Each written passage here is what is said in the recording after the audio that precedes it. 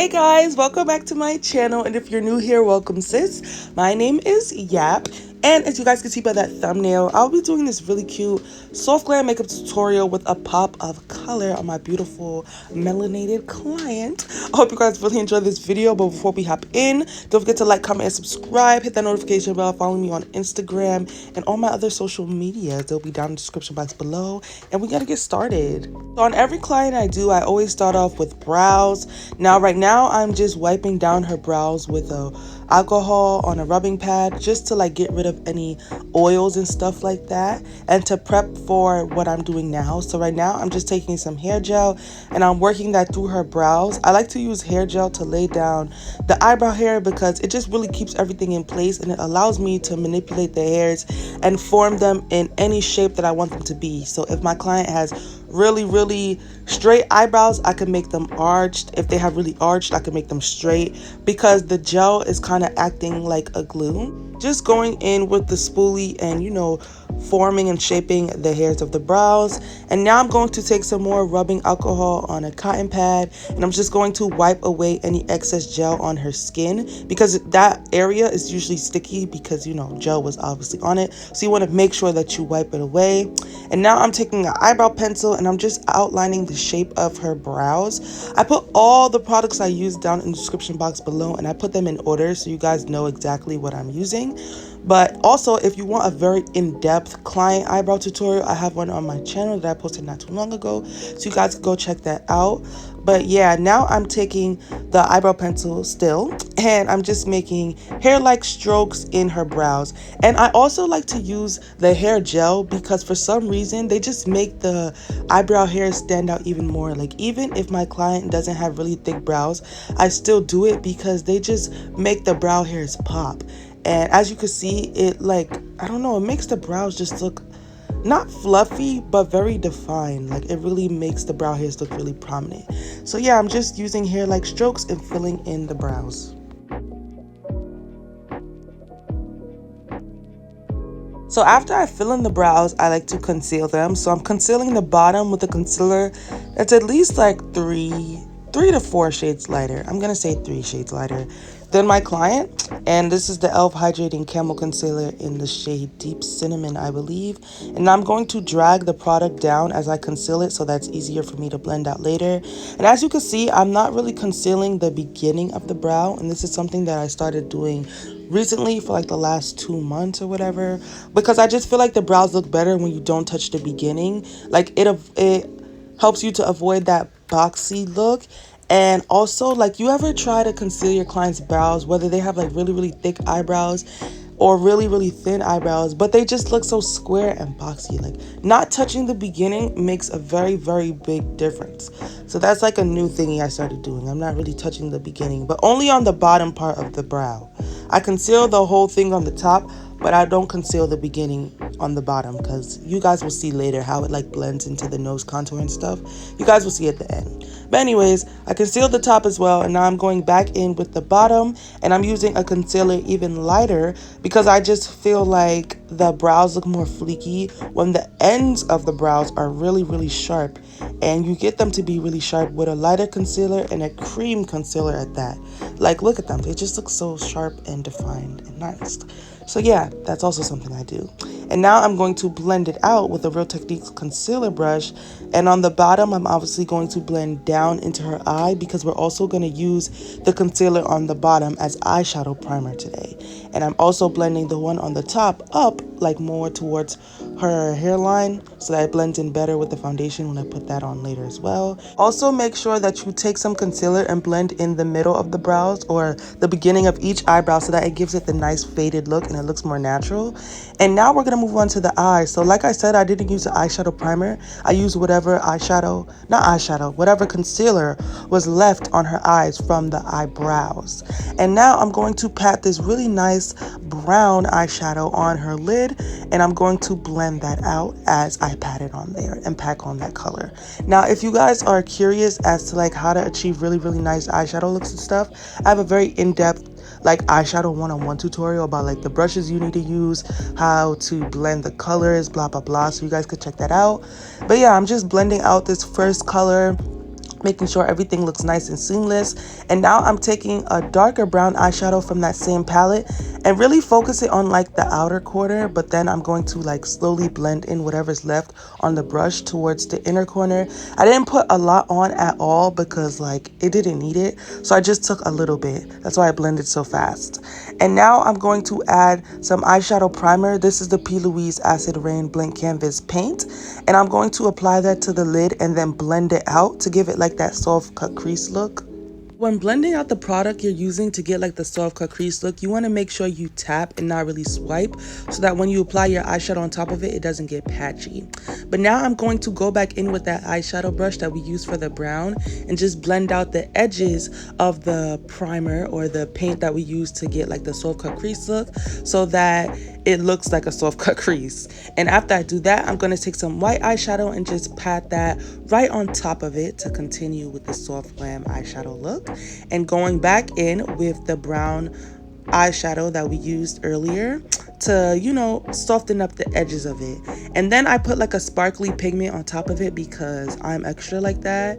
And I'm going to conceal the outer part of the eyeshadow look just to clean it up a little bit. And people always want to debate with me in my comments, even on Instagram, like, oh, this is not soft glam, this is not soft glam. Says who? Are you the makeup police? Like, how is this not a soft glam? Like, if I say it's a soft glam, this is my makeup look, my makeup techniques, this is me doing makeup. If I say this is a soft glam, this is my page, it's a soft glam, period. Like, how are you gonna tell me that this is not a soft glam? It's my makeup look.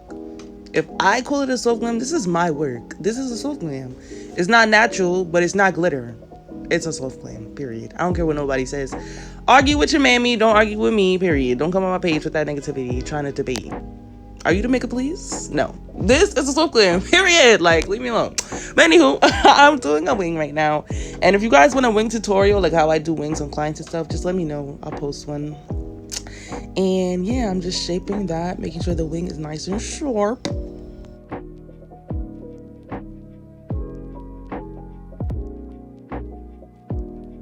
So now I'm going to add some highlighter to the brow bone, and I like to do this because it adds like a subtle pop and it just makes everything look good. It's always the small details that matter. But then I put on her lashes off camera, and there'll be a link to those in the description box below. And now I'm going to move on to her face. So I'm priming her face with some moisturizer, making sure that her skin is nice and moisturized, because it doesn't matter the skin type, you should always moisturize your client's skin.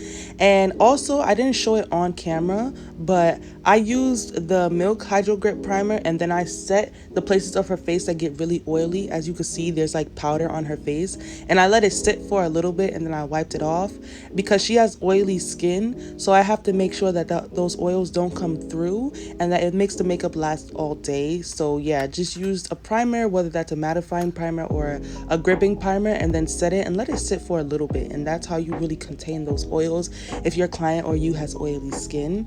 But I let it sit for a little bit and then I wiped it off, and now as you can see, I'm applying foundation, and I just apply that with like little dots on my finger all over her face, and then I blend it in.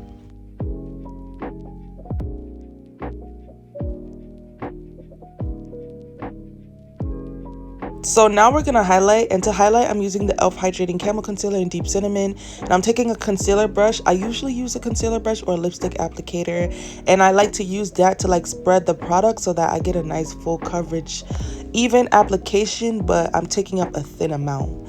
And yeah, that's just what I like to do, just applying that to all the places where light hits her face. And y'all, in the next clip, I was supposed to show you me blending out the highlight and the contour, but the camera cut off. So it's just gonna skip to everything being blended out, and I'm so sorry about that.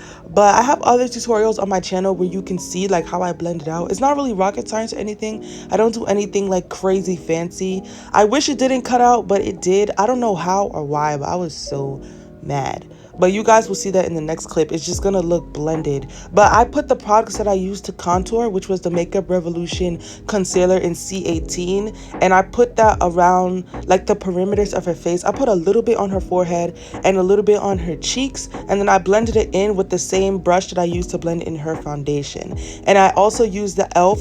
Flawless Concealer brush to blend in her highlight as I'm doing now.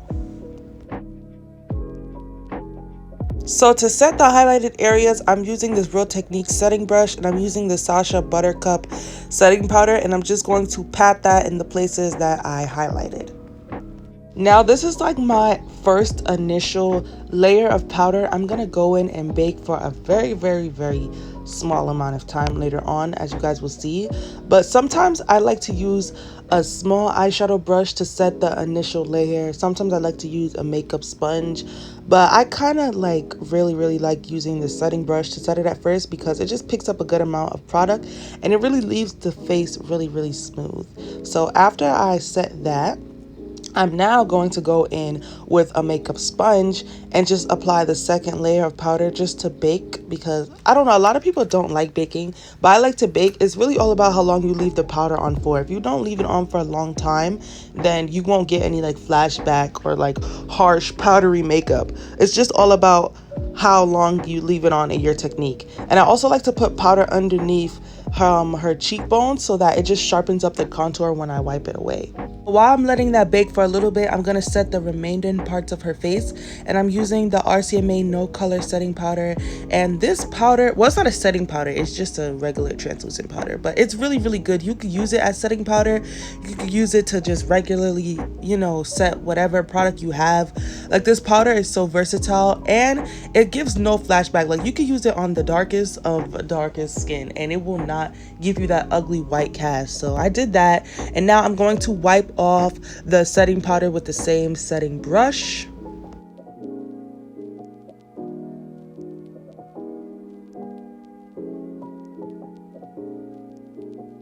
I also like to go in with the foundation brush sometimes, because the leftover product on the brush will help me get rid of any flashback or any harsh lines or anything that looks too harsh. It will help lessen that tremendously. So after I do that, I'm going to slightly contour the nose, and I'm just using an eyeshadow brush and some contour powder.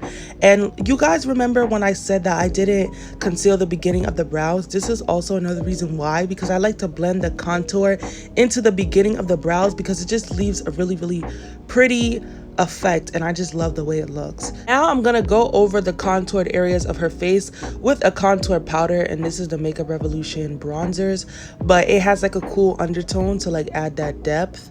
So I'm just slightly tapping that over the contoured parts, and now I'm going in with some bronzer to add some warmth, and I'm placing that right on top of the contoured parts as well.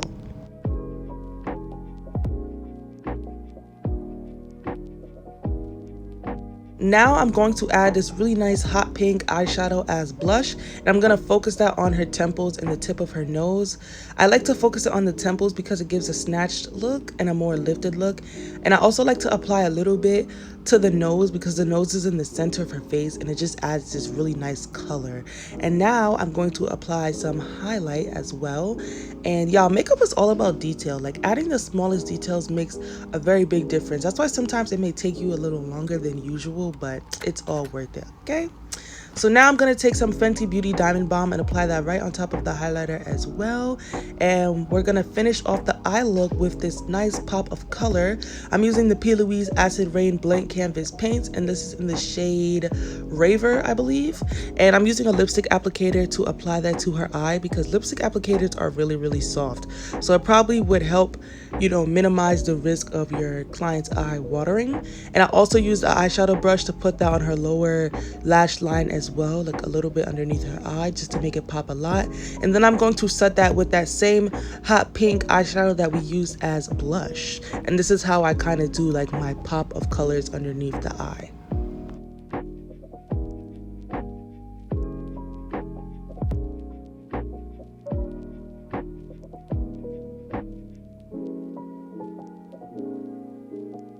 So now we're going to do the lips, and I'm using this dark brown lip liner from One and Only. It's a beauty supply store brand, and it's literally like $1, and it is the best lip liners out there, hands down. No one is telling me anything. I've recommended this to so much people, and so much people have like hit me up like, oh my gosh girl, I tried it and it works amazing. Y'all, people always go in my DMs and tell me how much like my recommendations be helping. Like, honestly, when I recommend stuff to you guys, it's because I swear by it. I will not steer you guys wrong at all. Okay, like, these things really work. Everything I recommend, I swear by. So this channel is a channel of reliability. Like if you guys need some good products and stuff like that, this is the place. I'll put you guys on to the good products. And I soon make a what's the name of those videos, like go-to makeup products and stuff like that, like must-haves and stuff. But after I do the lip liner, I'm gonna use a nude lip gloss to, like, you know, help me get that nude, you know, lip look or whatever. But the lip gloss wasn't enough, so after I let her, like, you know, pop her lips together and stuff, I'm gonna take some eyeshadow and I'm gonna use this really pale pink eyeshadow and put that on the top, and then I'm gonna use a nude eyeshadow and put that on the bottom. Now if you're an OG to this channel, you already know this trick, but using eyeshadows as like lipsticks, lip liners, lip glosses and stuff like that, well, not lip glosses, but like, you get what I mean, it makes such a difference and it lasts way longer than these lip products out here. So y'all stop buying these long lasting lipsticks that don't really be lasting long and use eyeshadow. And you have way more eyeshadows than you probably do lip products anyway, so it's cheaper, maybe a little ghetto, but it works, okay? And then I put some clear lip gloss on top of her lips, and now I'm setting her face, and I spray setting spray into a beauty sponge, and then I like to pounce that on the skin because it gets rid of that like powdery look and it just sets all the layers of makeup that we just put on. And after I do that, I use a dewy setting spray as well to give the skin a more skin-like finish, and this was her reaction. She really liked it. I forgot to like unmute it while I was editing, but as you can see, she really likes it. It was her birthday and she was ready to slay. And this is the finished look. I hope you guys really enjoyed this video. If you learned some good tips and tricks, give it a thumbs up. Don't forget to comment and subscribe as well, and follow me on Instagram at YapDamnUA and on Snapchat at YapYap16. Hit up my business email if you have any inquiries or any collabs, sponsorships, if you want me to test out your products and all that good stuff. And I'll talk to you guys in next week's video. Bye.